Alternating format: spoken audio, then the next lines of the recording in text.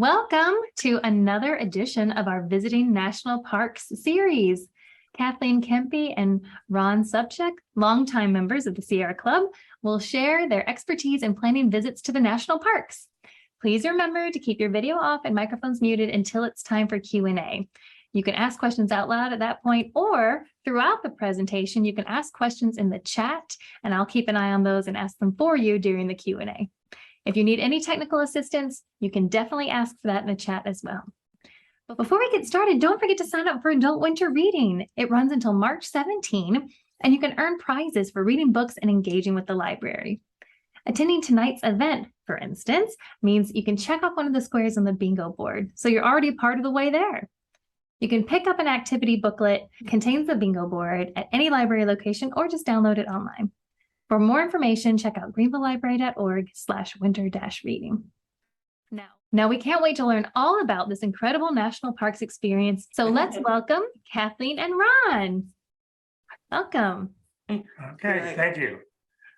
Well, thank you for joining us to talk about the national parks. I'm Ron Subchuk. I'm a long-time member of the Bartram Sierra Club. And Kathleen Kempe, sitting next to me, is my wife. She's the conservation chair for the Bartram Sierra Club. Sierra Club is the largest grassroots environmental organization in the United States. It's got over 1 million members. It is divided into chapters, and we are in the South Carolina chapter of the Sierra Club. Chapters are further divided into groups, and the William Bartram group includes Greenville, Spartanburg, Laurens, and Union County. Everyone is invited to our events, regardless of whether they are members or not. We have hikes, tours, meetings, and in fact, our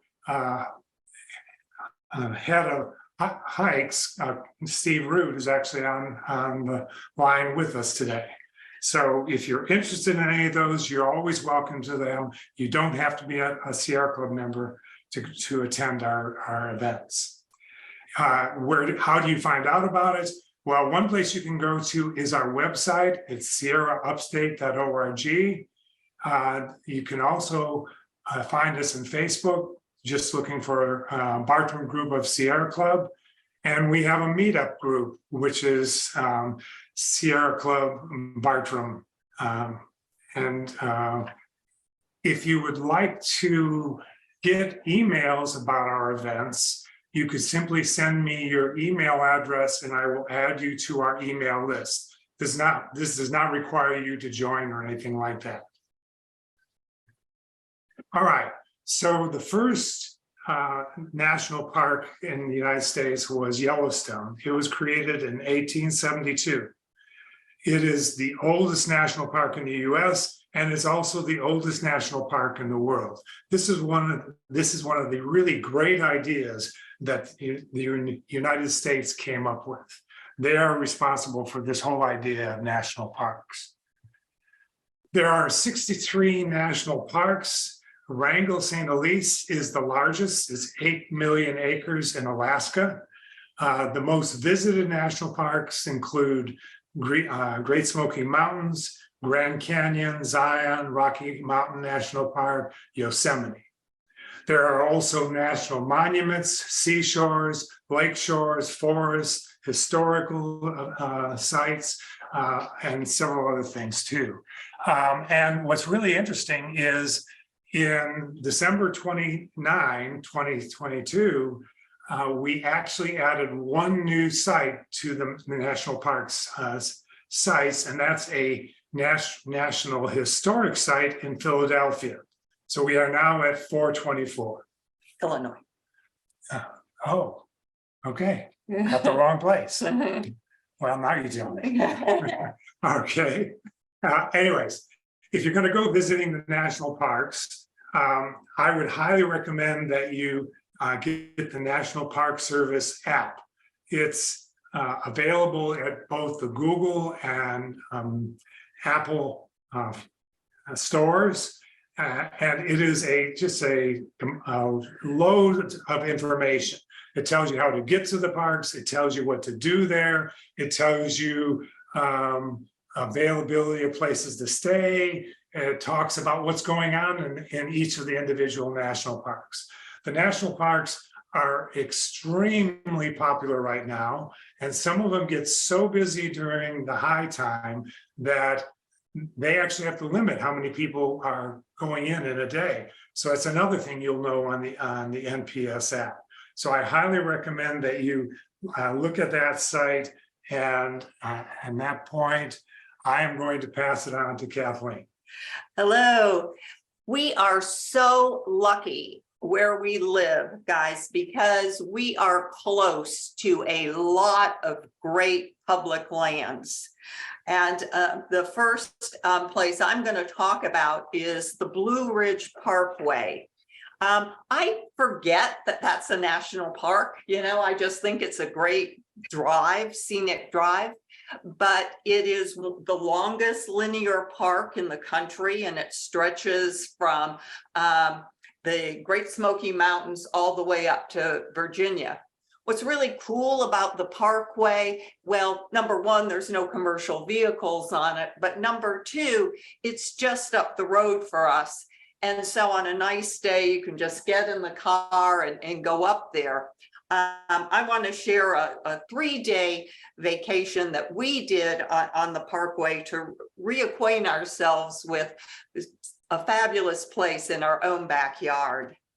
You're driving up the parkway and there's Craggy Gardens Trail, a beautiful, quiet trail. The rhododendron are beautiful. It's in the spring, beautiful color change in the fall. And that's sort of the beauty of a lot of these places. There are 4 seasons and each one brings a different view and different things to see.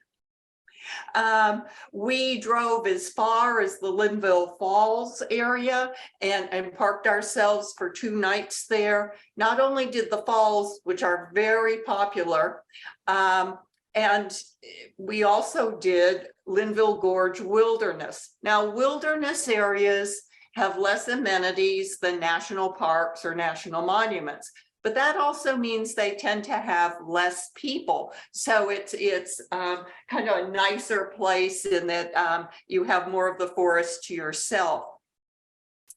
Another place that we went to was Crabtree Falls. And again, I want to stress that along this parkway, there are lots of places to stop and hike. At Crabtree Falls, we ran into a volunteer. A lot of the parks now use volunteers, friends of the park, who help travelers like me with maps and good suggestions on trails to take, and some of them even hand out water. Along this parkway, which is national, there's a state park, and we're going to talk about state parks later on, but Mount Mitchell now has ranger-led talks and hikes. And if you go to Mount Mitchell, definitely go on a hike with a ranger. They spot things, tell you things, you learn a lot. We spend a lot of time outdoors, walking, hiking, but there's a lot we don't know, and it's always a good opportunity to learn from the best, and those rangers are great. There is another linear park in the United States, and that's Natchez Trace. That is on our list for this year to go. So we do a presentation next year. You'll learn about this one. But again, it looks like it's going to be the same type of experience as along the Blue Ridge. You drive till you find a place you want to explore. You explore and drive a little further. Now, we have the Great Smoky Mountains National Park, and we went back to this park this past year, first time in, I'm embarrassed to say, about 20 years. Smoky Mountain National Park is one of the most visited parks because there's so many population centers around it. There are also another real good reason to visit Great Smoky Mountain National Park is that unlike some parks that are remote and have limited accommodations nearby, Great Smokies has Gatlinburg, Pigeon Forge, Cherokee, lots of outside activities to do. We like to hike, but not everybody wants to spend all their time doing that. And it's nice for other family members to have the opportunities to do other activities. There was just an article in USA Today saying, guess what? We're even going to have more things for people to do in this area. Takes a little pressure off the parks when people stay outside of them to do some things, which gives us more private time on the trail. But it's a good idea to think about everybody in your group and what they want to do and what they're physically able to do. So you don't have to do a lot of planning to go to the Smokies because there are so many accommodations, restaurants, and things to do. When we went, we did 3 of our favorite things. And that's just a picture of Gatlinburg. You know, you're out with the trees and you miss the cars. You come back to Gatlinburg and see those. The parks, before I get into our 3 areas, have a lot going on these days. They've got artists in residence, they have poets in residence, they have the Junior Ranger program, and of course, the volunteers and the rangers at the visitor center. You always go there first to find out what's going on, what areas are open or closed, and when the best time to go and do the hikes or the activities. We have found if you want to get a parking space in the parks these days for the popular trails, you got to get there before 10 or you go later in the afternoon. Caves Cove, one of our favorite places, a huge meadow. It's you drive around, you will see animals. You can stop and visit historic sites. It's just a beautiful, peaceful place to go, but at times it is bumper to bumper traffic. It's Woodruff Road. So, you know, this is a place where it might be beneficial to find out when the off seasons are or when there's less traffic. And this is just a view of that gorgeous place. Rainbow Falls Trail is our favorite trail in the Mount LeConte area. And Mount LeConte is a good example of an area with lots of different hikes at different levels. You know, the National Park System will tell you what a trail is. Is it strenuous? Is it moderate? Is it easy? They'll give you maps of those trails. All Trails is another really good source for trail information, and we use that a lot on our phones. Kind of lets us know we're staying on the trail. In the fall with a lot of leaves, it's easy for me to lose a trail. So Ron has now relies on All Trails rather than my scouting abilities. But pick a trail that suits you and your fitness level and enjoy that part of the park. A part of the park that tends not to be as busy is Smokemont, and the trails are a little easier, lots of parking, which is an advantage, camping areas if you like to do that, but very peaceful and enjoyable part of the park. The Smokies are bigger than we think. There's 900 miles of hiking trails there. We actually know a couple who have done all 900, but it's taken them over 20 years to do that. So go to the popular areas, but ask the rangers where some of the more quiet areas are if that's what you want. I always have to mention in our talks about South Carolina's own national park, and that's Congaree, right outside of Columbia. It's a day trip. It's astounding biodiversity. And it's a swamp, and it's a beautiful, beautiful swamp. It has the world's 15 world records for the tallest species of 15 different trees. Great thing to do is go with that list and see how many of them you can find. Now, Congaree did not start out as a national park. In fact, it's started out as just pretty much a swamp. And the Sierra Club was very beneficial in getting it moved from just a swamp to a national monument. And then we got it moved to a national park. And that's a good thing. And here I am with the brochures across the years, showing its different status. But it's a good thing to be a national park because you get more money. This is what it was like when it was a swamp and a monument. We hiked through this, okay? Now you go, they have the boardwalks, and of course they need them with more people, but you don't have to get your feet wet. Now, okay, folks, if you're new to South Carolina, I gotta tell you, there's snakes. There's snakes at all the parks that I've just mentioned, okay? And the rattlesnake is a snake you have to watch out for. Trails are nice, warm, sunny spots. And it's always good to send your husband first to check out for those snakes on the trail.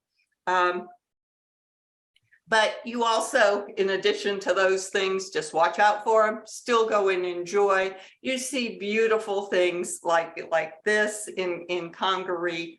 And you also see river otters. Now, as many times as I've been to Congaree, I have never seen a river otter, but my friends do. And one day I'm going to see one of these cute creatures. We also have national forest in this area.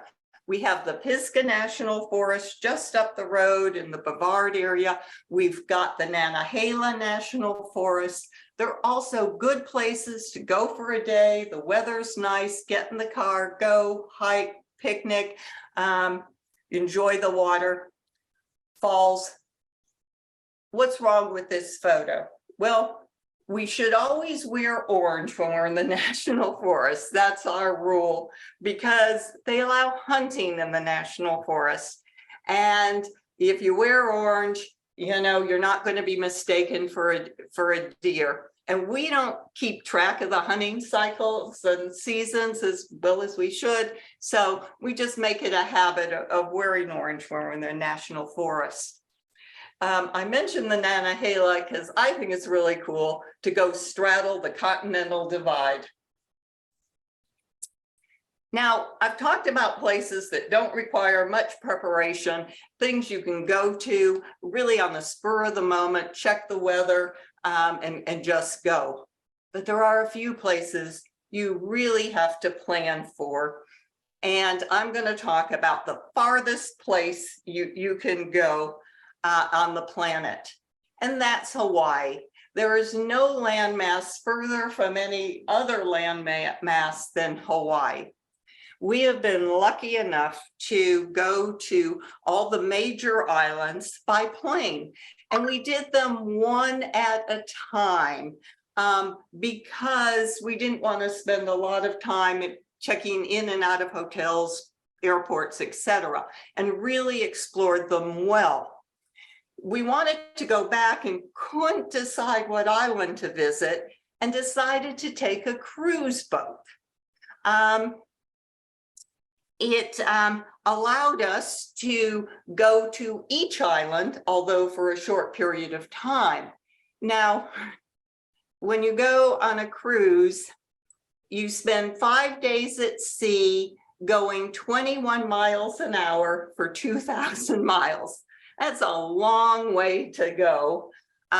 We spent those 5 sea days, then we spent 5 days hopping from island to island, and then we had to get back on the sea and come back. So kind of a long trip, but that's our latest trip to Hawaii.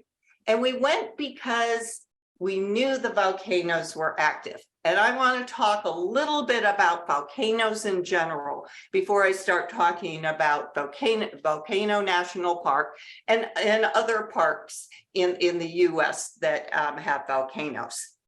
There are 3 types of volcanoes.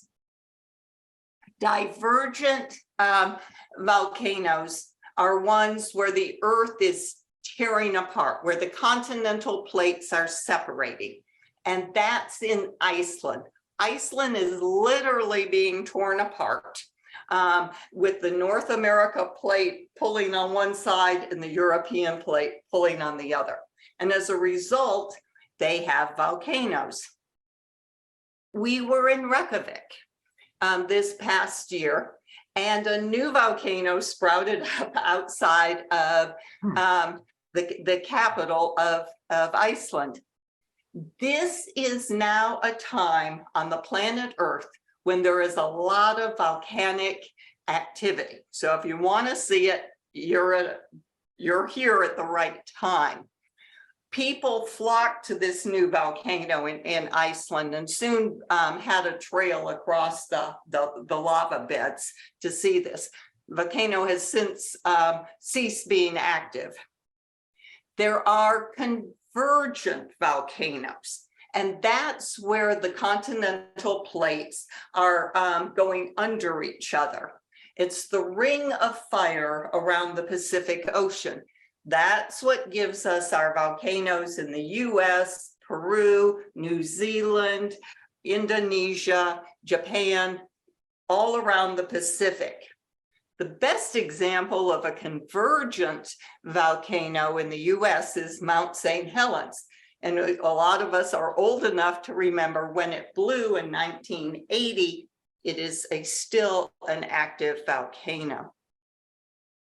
The last type of volcano are the hot spots. And that's where the earth mantle is so thin that it is easy for the hot magma to come up and form a volcano and sprout out the lava. And hotspot examples are Yellowstone. Yellowstone has the super volcano. And by the way, it's 4,000 years overdue to blow. Hawaii is another example of a hotspot. And if you look at the Hawaiian Islands, you see the big island of Hawaii, and then all the other islands get smaller and smaller. And that's because the big island right now is over the hotspot. The islands tend to drift away and they get eroded by the sea. And just so you know, there is another island forming that will be the new big island in about 100,000 years. We went to the Big Island specifically to see Volcano National Park. But the other islands, if you happen to go to them, also have volcanoes. Oahu has Diamond Head, and Diamond Head is worthwhile going to. It's within walking distance from Waikiki. It has a military history, great hiking trails. You kind of get to walk into the caldera. Now, the caldera is that bowl that's created after a volcano erupts. And in that vacuum of space, when it collapses, it forms the huge bowl, and that's the caldera. Maui also has a fabulous volcano, and that's where the astronauts trained. It is so eerie, that landscape, and it's where they have the very exotic silver sphere cactus. Definitely those two are worth seeing. But it was the Big Island that attracted us because it contains right now 2 of the most active volcanoes in the world. It has Kilauea and Mauna Loa. Okay. And this, yeah. Oh, okay. Yeah. They are, like I said, both active now. And in fact, Kilauea has been active since the 80s. We were there in the 80s and saw it. We actually took a helicopter ride into the crater. They don't let you do that anymore. And saw the lava as it flowed across a highway. Since 2018, Kilauea has destroyed 700 homes. You cannot buy volcano insurance, by the way, so you build in these zones at your own risk. As I said, both of these volcanoes are active now, which is really kind of cool. And this was a picture I took from Facebook. And that's another really good source for information about the national parks.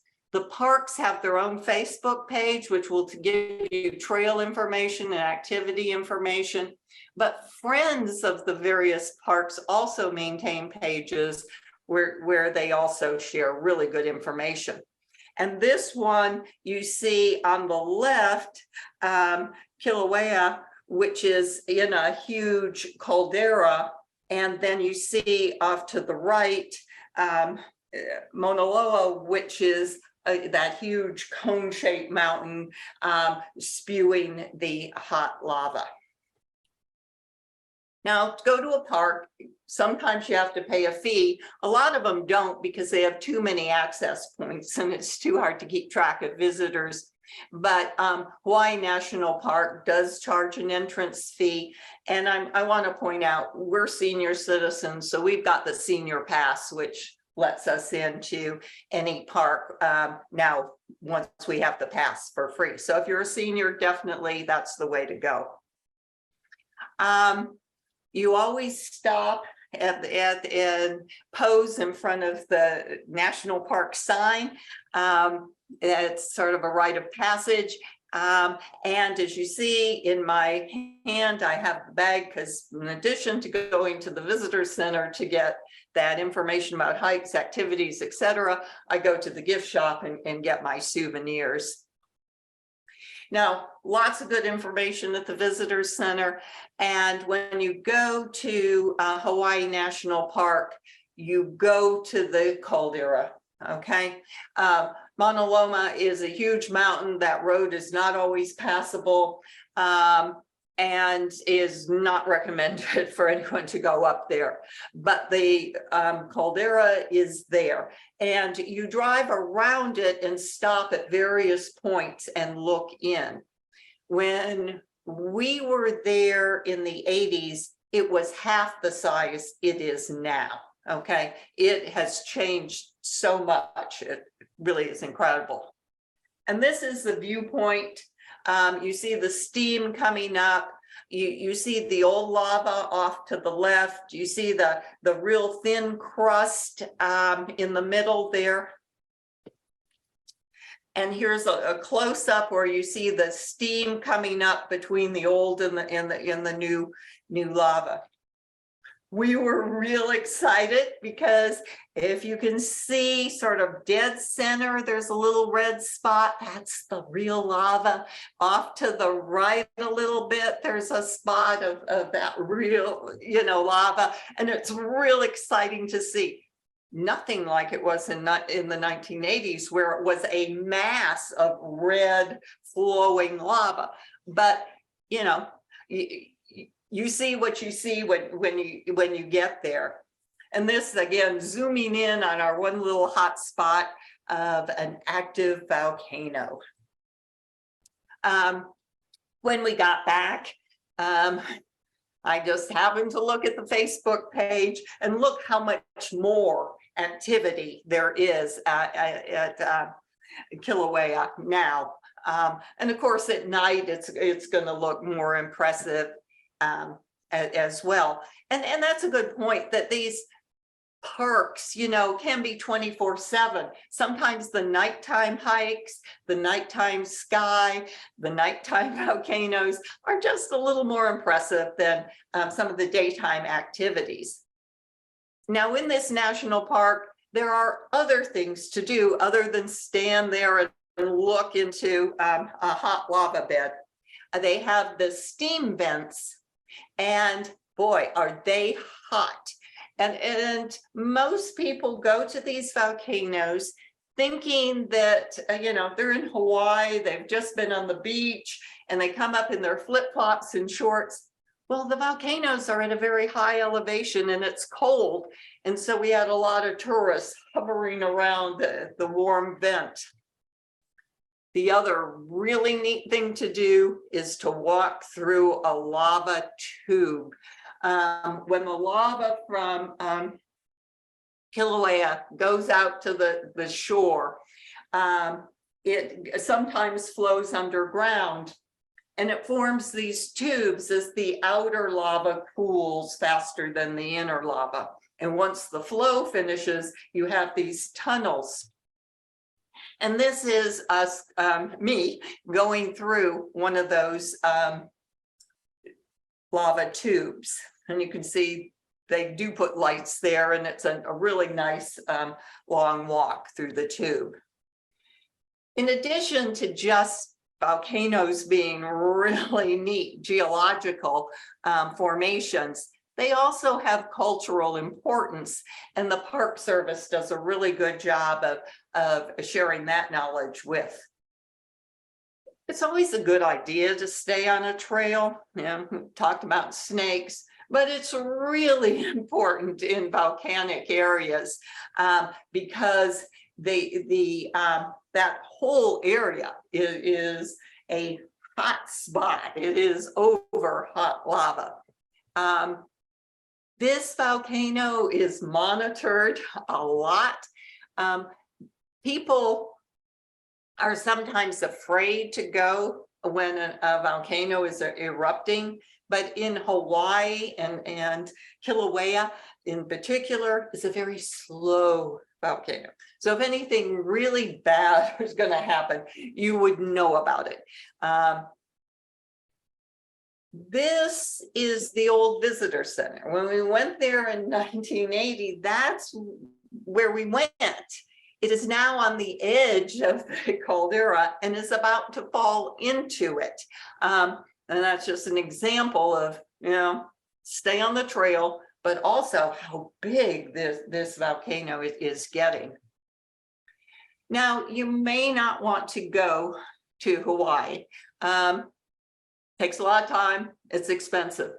And really, Iceland is closer to us on the East Coast than Hawaii is. But there are a few, so if you want to see a volcano, maybe go to Iceland. But there are a few other parks in the United States that deal with volcanoes. And one thing about the parks that I like is it's nice sometimes for families to pick a theme. Let's go learn about volcanoes and go to several parks that have volcanoes. Or let's go see bighorn sheep and go to the parks that have that. Or let's follow the rhododendron and go to parks that have those blooming.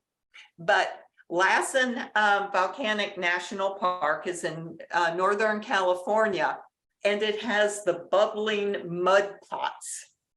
You see a lot of those in New Zealand. So it really is cool to see them in the United States.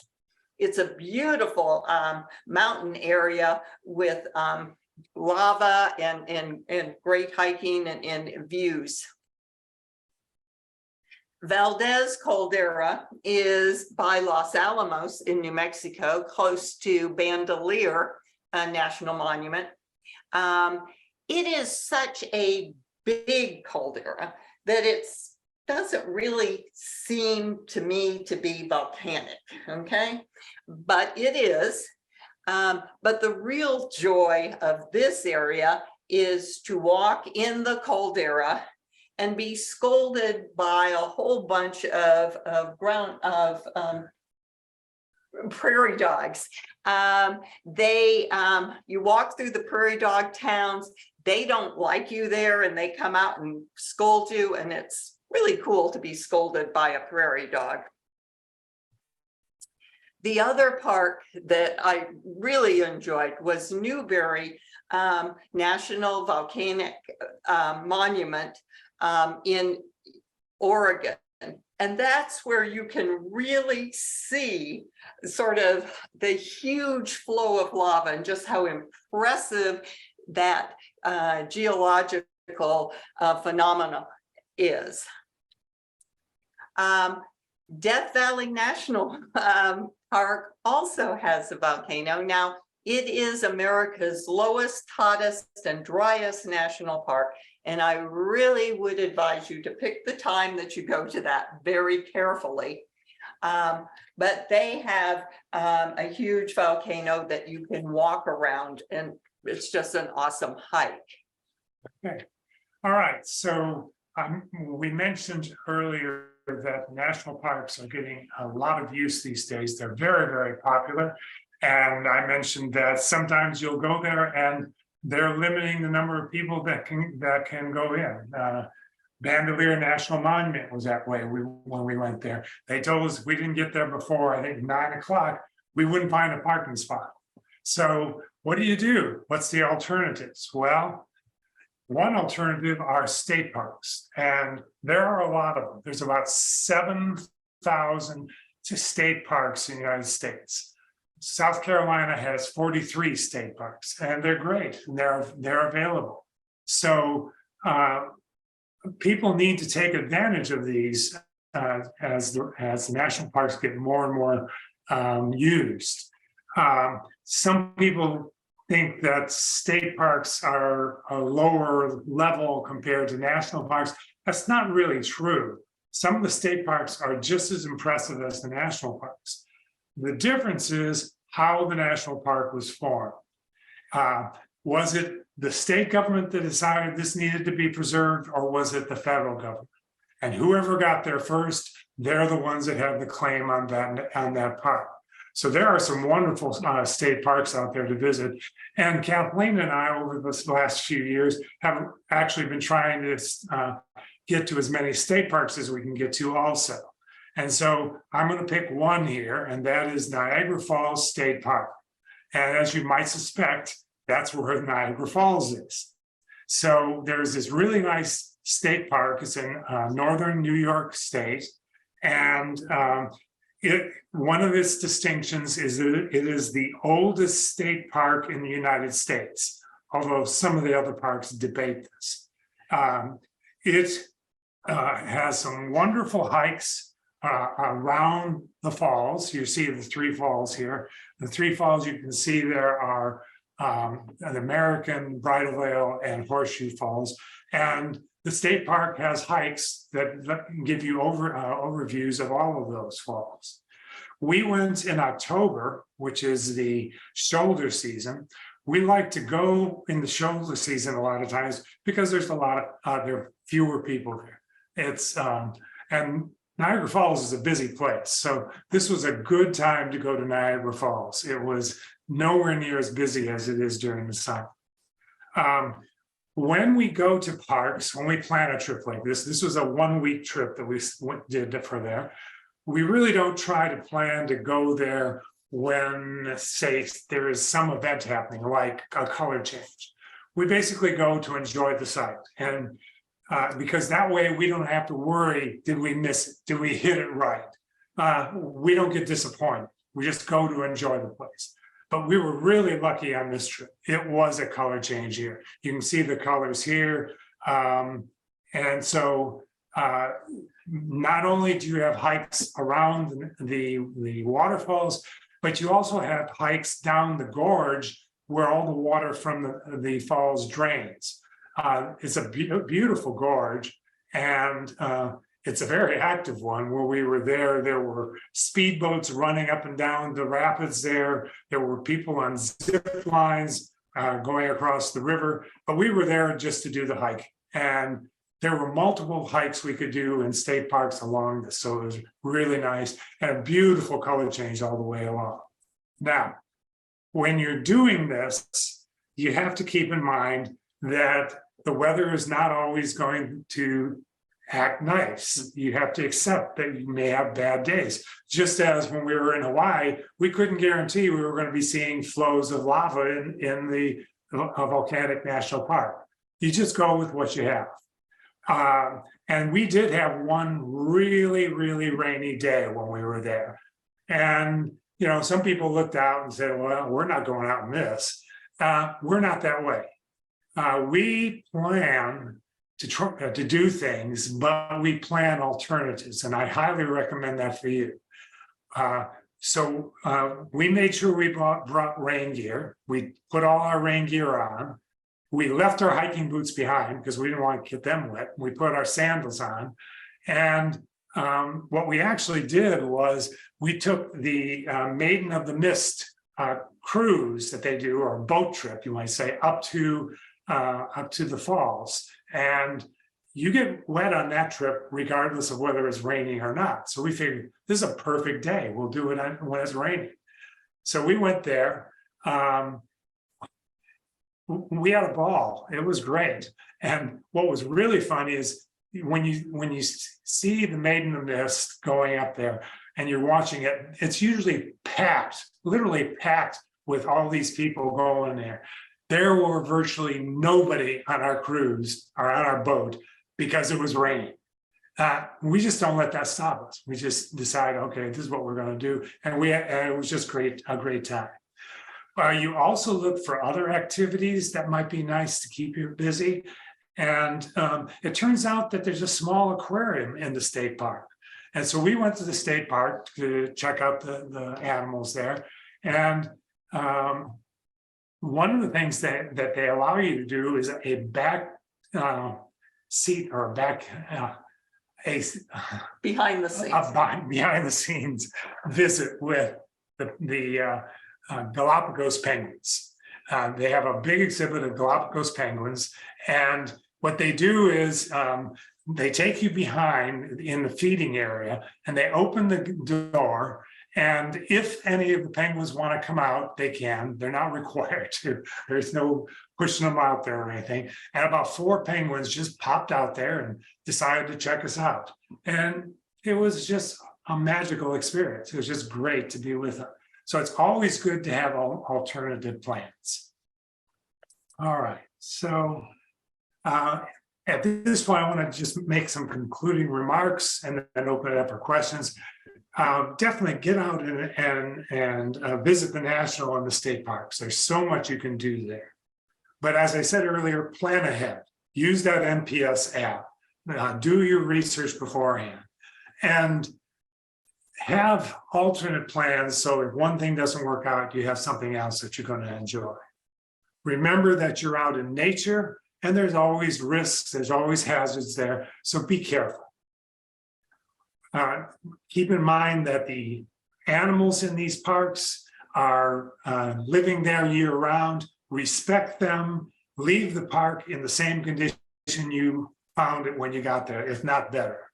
And try to encourage and promote the national and the state parks so that you and others can continue to enjoy them in the future.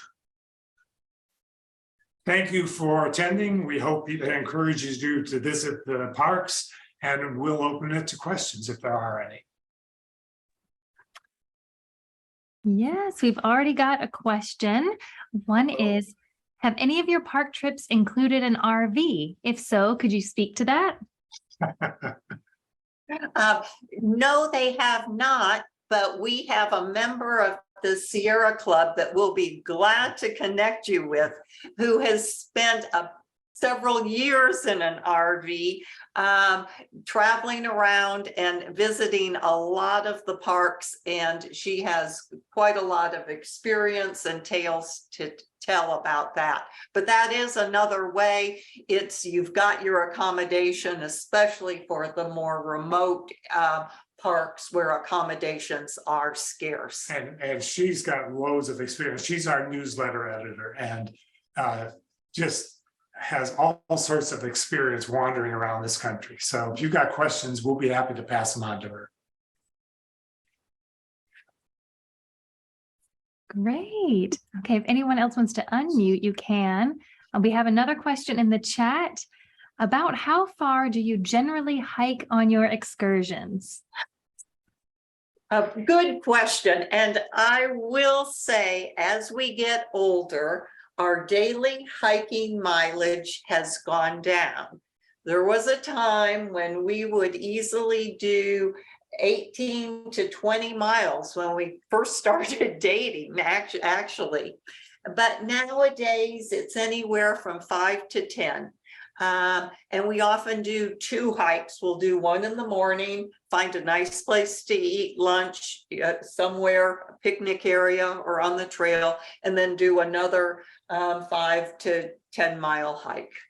And we don't camp anymore. That's in our past. And I see people who are in our program here, who I know are as old as we are, and they're still camping and still backpacking. So old age isn't. Sierra Club has a whole spectrum of people as far as what they're doing out there. So there are a lot of resources available if you have questions about things like that. Yeah, and our local hikes I tend to be in the 3 to 6 mile range. And I encourage you to come out and talk to the folks, because again, we have that wide range of folks, those that are still backpacking and those of us who hike and then go to a hotel and have a hot shower and a hot meal. I think I would be of the hot shower and hot meal variety. All right. Would anyone like to unmute themselves and ask a question or ask another one in the chat? I will ask, which do you think are cuter, river otters or prairie dogs? Well, we've seen more prairie dogs than we have river otters. The prairie dogs are, I mean, we saw them in South Dakota too. Yeah. And it was a whole village of the things, and they were popping up all over the place. So they're pretty amazing to look at. Yeah. But we're also fans of penguins too. All adorable creatures. Yes, there's lots of interesting. I mean, I like birds. I mean, I just love watching birds. But I'm not a bird. Don't ask me a bird question. Can I say something about the Smoky Mountains? Yes. They are, and next couple of months, they're supposed to have a fee that you have to pay, a parking fee if you park over like 15 minutes there. You have to have a pass for it. Oh, really? Yeah, a lot of parks are going to shuttle systems to deal with the traffic in the parking area. Most of the trails have very small parking areas in a lot of parks, and that is creating problems. But the shuttle systems that the national parks have been putting in are amazing. I mean, we've been on shuttle systems in Rocky Mountain and in Grand Canyon and in Zion, and then up in Glacier National Park. And the shuttles, it's just so nice to get on a shuttle, have them drop you off, do the hike, pick up the shuttle at the other end, and not have to worry about your car. So I love the shuttle systems they're putting in. I hadn't heard. I've been on a couple. Rocky Mountain. I've been on a couple of them, and they were nice too. You could get off and just catch the next one or something. Yeah, the only trouble is they're great systems, but Congress doesn't tend to add more cash to this. So this actually comes out of the budgets that are already very limited. So I love them. I wish the Congress would be more supportive of our national parks. All right, we've got another question in the chat. Which park is next on your list? Okay, what are we going to next? Yeah, well, and actually we've got some state parks we want to go to, but Natchez Trace is one. It's on our list. We have been to most of the national parks now, and although I want to go back, I think we need to explore some of the state parks. We want to go to the Redwood state parks in California. There's a huge state park in San Diego County that we just learned about recently that sounds absolutely fabulous, because I love the desert, and we haven't been to a desert area in a while, so we're probably going to go do that. And we kind of want to go back to Olympic National Park. Yeah. It's on our list. Yeah, some parks we didn't do as well as we wanted because of weather or time, and Olympic National Park is one that we want to go back to and spend a little more time there. Well, The list is long. The list is long. That's a good problem to have. Yes, it's a wonderful problem. Since you're talking about state parks, we have another question that dovetails with that quite nicely. What is the best South Carolina state park in your opinion? Oh, wow. Mhm. I'm not going to choose one, but I will say if you like, if you're interested in sampling those state parks, both the Foothill Sierra Club and the Bartram Group tend to have hikes in the state parks, and it is a way of getting a feel for them. Mhm. I saying I don't have a favorite, and it's not a state park, but it is Conisty Nature Preserve, and that is another example of a place that's definitely worth exploring. It's so close. It's so close. Yes, Yeah. yes. So that's nice for a day trip. Wonderful. And I will do a quick plug that through the Greenville Library, you can check out the South Carolina State Park Passport. Yes, yes. Yeah, again, because we don't get the funding from the state legislator for state parks, often they do charge a fee. So it's nice to get the pass. Yeah. Right. We've got another question. Would you recommend staying in the park at Yellowstone? They went a couple of years ago and stayed in Jackson instead. Yeah, that's a really good question. And, for Yellowstone, I don't have an opinion. Well, I mean, when we went there, we actually went, I think. Yeah. I'm thinking we stayed in the Grand Tetons. Yeah, in the Grand Tetons, we stayed in the park. And then we were able to go up to Yellowstone. So from there. That was very nice. Nice, yeah.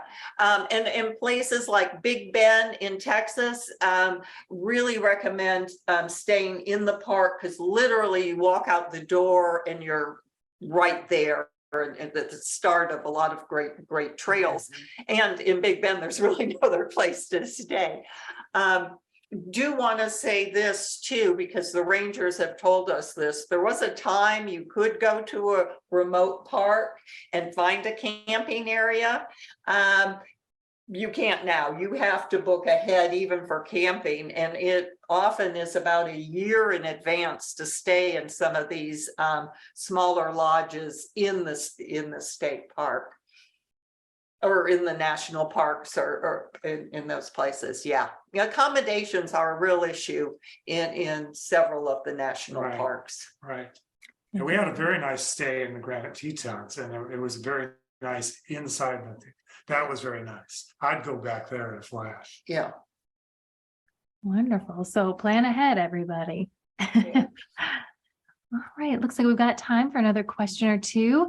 Has anyone been to Alligator Ridge Wildlife Refuge in North Carolina? There's a question in the chat. Apparently they are releasing red wolves into the wild in an attempt to Wow. save them. Okay, well, we put that on our list now, so good. Thank you. Yeah, well, Yeah. take a note of that. Yeah. We'll make your long list even longer. Yeah. Right. No problem here. You said about them having booked up at these like Yellowstone and that. We were there, it's been a few years, and couldn't get a place in the park, but they had fires at that time and there was still smoke. So there was a lot of cancellations. So we called just the last minute and we stayed like 4 or 5 nights in the park where we originally had plans for one. But because of Wow. the smoke scared people. Yeah. So don't give up. Try it last minute. Yeah. Yeah, if you're trying to stay in a national park, most of them have it set up so that early January, the bookings opens up for the whole year. And you really have to just jump in then if you want to get in. And you basically got to stay on the phone. We had to do that for Big Bend. Yeah. I basically stayed on the phone until I got a place. Yeah, you think Taylor Swift tickets are hard to get. Try to get bookings in some of these lodges in the Yeah, state parks. Yeah. You don't tell them I'll call you back. Yeah, that's right. Right. But, and it is great for us retired folks because we have this flexibility, Yeah, and that's we're not tied to the school year.